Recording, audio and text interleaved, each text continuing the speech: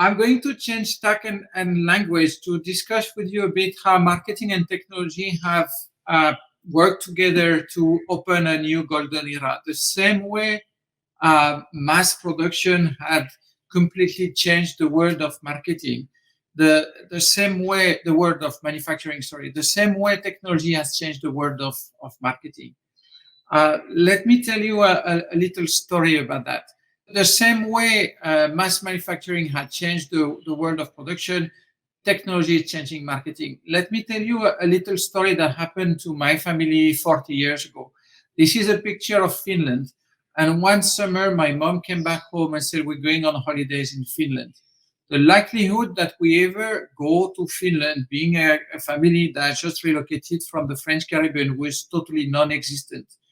But mom was walking down the Champs-Élysées and she met a gentleman who was marketing and distributing leaflets for holiday packages in Finland. The price was right. My mother was the type of person who likes that type of adventure and drive to Finland in the middle of summer, which was very unlikely in the 70s. And so that's how we ended up in Finland. But it was marketing done the old way with a lot of luck to get the marketer to actually sell the product. Fast forward 40 years ago, my wife comes from New Zealand. New Zealand is heavily dependent on tourism. And of course, nobody can travel to New Zealand now. But with the help of technology, I wanted to show you what is now New Zealand doing to keep in your mind, to make sure that when we can travel again, you will still think of New Zealand. This is the latest marketing campaign that they've just distributed.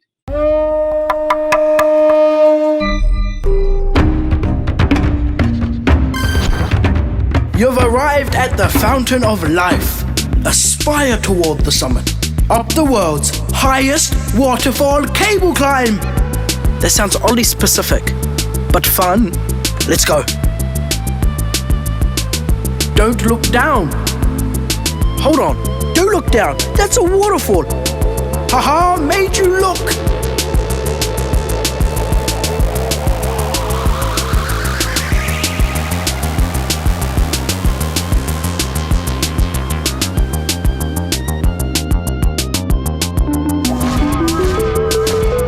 Continue on your journey, intrepid traveler. Search out more quests and unlock new realms.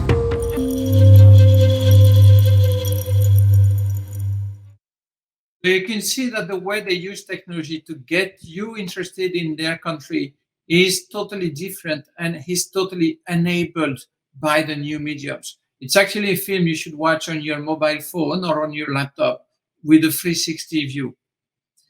As Carolina said, I'm Dominique Touchaud, and I've worked for about 20 years with P&G and Swatch after working for several agencies. And what I focus on now is out of Asia to actually use technology in marketing to get brands to talk better to their consumers. Think of it that way.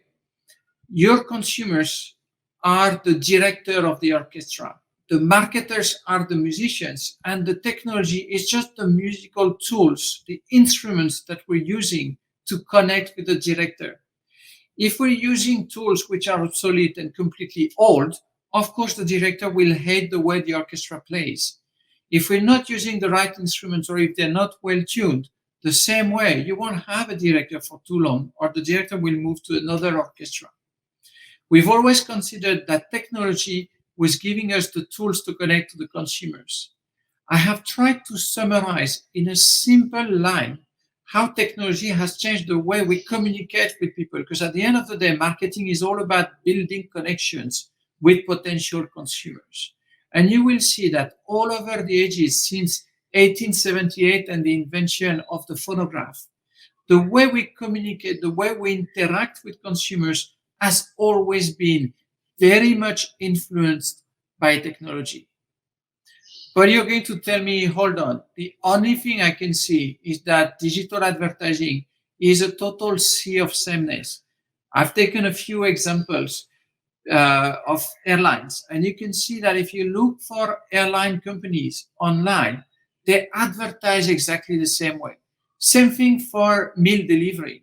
Meal delivery The branding is very poor. You don't even know who's talking because they all think they have to follow the same codes. What I'm going to share with you today is a different reality. It's a time to turn the page and understand how we can use technology for better connection. And this is much broader than digital advertising. We know now that the way consumers interact with brands is more complex than just being exposed to advertising. You will have a presentation by Moran after me where he discussed neurosciences. The impact of behavioral sciences is also something that marketers have to recognize today. I'm going to look at three areas which are influenced by the new customer journey. Until 10 years ago, this was the marketing process. You build awareness for your brand, you establish a consumer proposition, and then you move the consumer slowly from awareness to consideration. I'm thinking of 2 or 3 brands. Which one should I buy? To purchase and to advocacy. Advocacy just being me telling my friends, hey, I've just bought that new pair of sneakers. They're really comfortable or they really look good. You should have a go. This is what the new consumer journey looks like. And this is inspired from work that was done by McKinsey. The amount of information, what you see in the input phase, is so much broader and larger and more complex today. We have so much more information about each of you, about each of the potential consumers, because quite simply we can track what you do online and we can also keep tracking what you do offline, which is what we had been doing for decades. With all that information, we can follow the potential consumers step by step in their consumer journey when they're thinking of buying, when they're buying, and after they have purchased the products or the services. And what we have out of that is not only a sale, I think we discussed that before, it's not only a transaction, but I have now the ratings and review. I know exactly who bought what, and I know what are their key issues, key barriers, key challenges. If you buy one product from me, we are in a relationship, and I can send you information to entice you to buy the next product. This opens at least 3 major opportunities that I wanted to share with you today. One is the opportunity of utility. Beyond products, what is the role a brand can play in your life today that gives you added value beyond buying the product or the services? And we look at an example by Pampers, it's called Lumi. The second part is the idea of entertainment. Marketing has always been a form of entertaining communication. It can be informational or it can be pure entertainment. Remember that the soap opera started as a way to actually produce TV programs with a soap brand in the middle that was sponsoring the whole show. But what people were watching were not a 30-second advertising about soap. They were watching a 20-minute entertainment program with soap in the middle. And I will share with you what Deutsche Bahn, which is the German railway, have done in the past year, which is brilliant for a category and a brand that is not the most exciting there is. The third part is one that the previous speaker has also mentioned, is this idea of relevance, sending you the right information at the right time through the right channel, which is the new marketing that allows us to really provide you with added value beyond forcing communication on you. Let's have a look first at the utility. Most of you, I hope, know Pampers, which is a $15 billion business in the world. And I've spent pretty much 20 years of my professional life working on the Pampers advertising on the agency and on the brand side. Pampers is the ideal target, the ideal brand to be disrupted by technology, because Pampers has an addressable target. You're either in the target or you're not. You're either in that phase of your life when you want to have a baby or you're about to have a baby and you are interested in Pampers. And your propensity to buy the product is very high because there are very few choices in the world of diapers. Now, Pampers has connected with mothers and fathers for decades with very emotional advertising. The brand has been known to have that personal bonding with consumers. And that was good enough for decades. But the people who were managing the brand sat back 4 or 5 years ago and thought, what more can we give?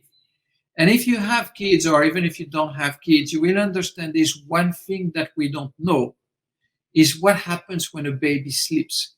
The only thing we know is that development happens when the baby sleeps, so that everything that happens during those sleeping hours has an impact on the way my baby develops. Whether it's the quality of sleep, whether it's the diaper is full or not, whether it's the baby is hungry or not, these are all signals that until Lumi exists, were just caught by intuition. And all the mothers and fathers will understand what I say when I say, which was really weird for me before I had my children. A baby who cries for food doesn't cry the same way that a baby who cries for pain. Lumi provides an utility that is just helping parenthood becoming a bit less down to chance and providing more information to the parents with regards to what happens when the baby sleeps. Let's look at what Lumi does. Introducing the Lumi by Pampers Connected Baby Care System. A high-definition video monitor and a baby activity sensor work together to show you what you need to know about your baby at a glance, so you can make decisions with confidence from day one. The sensor automatically tracks wet diapers and sleep 24/7, so you'll never wonder how much sleep baby's getting. Together with the monitor and details you enter like feeding, Lumi gives you an up-to-date overview of your baby, and it's easy to share. Seeing their unique habits and patterns can help you create a routine that works for your baby. After all, routines help babies get more sleep, and that makes everyone happy, especially baby. And when you're on the go, real-time tracking helps you know if she needed to go before you unbundle the both of you. And speaking of on the go, the app lets you check in on baby from anywhere and check out dad's moves too. Lumi's more than a baby monitor. With notifications and background audio, it's the all-in-one system that helps you track your baby's unique feeding, sleep, and diapering routines 24/7, so you can go beyond just sight to true insight. Lumi by Pampers. So this is the typical example where technology allows the marketers at Pampers to get a much better connection with consumers and design a product that really solves something that we have discussed before, which is that famous punto de dolor. The pain point that we're fixing here is trying to understand what happens during the night hours or during the sleeping hours. Let's move to something a bit lighter, entertainment. Most of you can now switch off the advertising when you see it, but brands need that advertising to connect with you. Deutsche Bahn is the German railway. They're thinking the German consumers can no longer travel. We want to encourage them to take the train. But what people want to do is that they still want to go to the Grand Canyon. They still want to go to China. They still want to go to the Costa Brava in summer. How do we give them that? And this is what they do, which I think is a brilliant marketing initiative.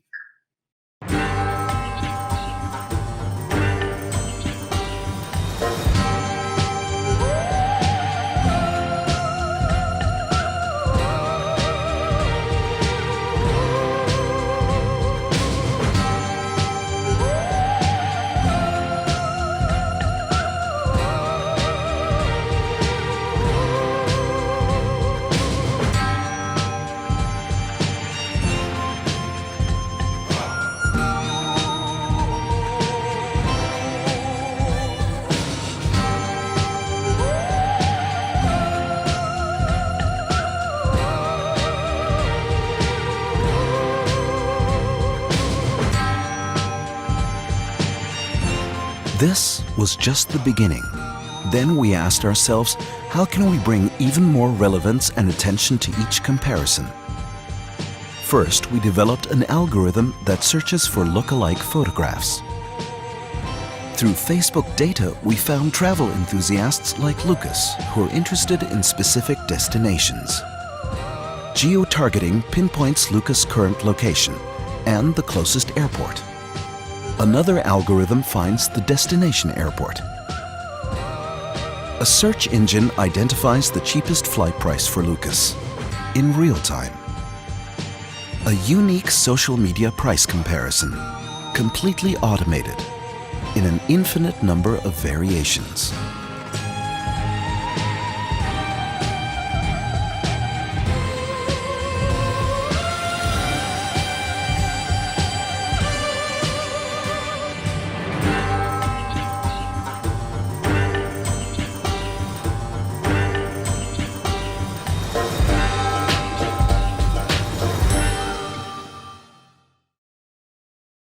What they've done for the new campaign this year is because the price of travel was less relevant. They compared that to the carbon footprint because German consumers are very obsessed with the environmental impact of travel.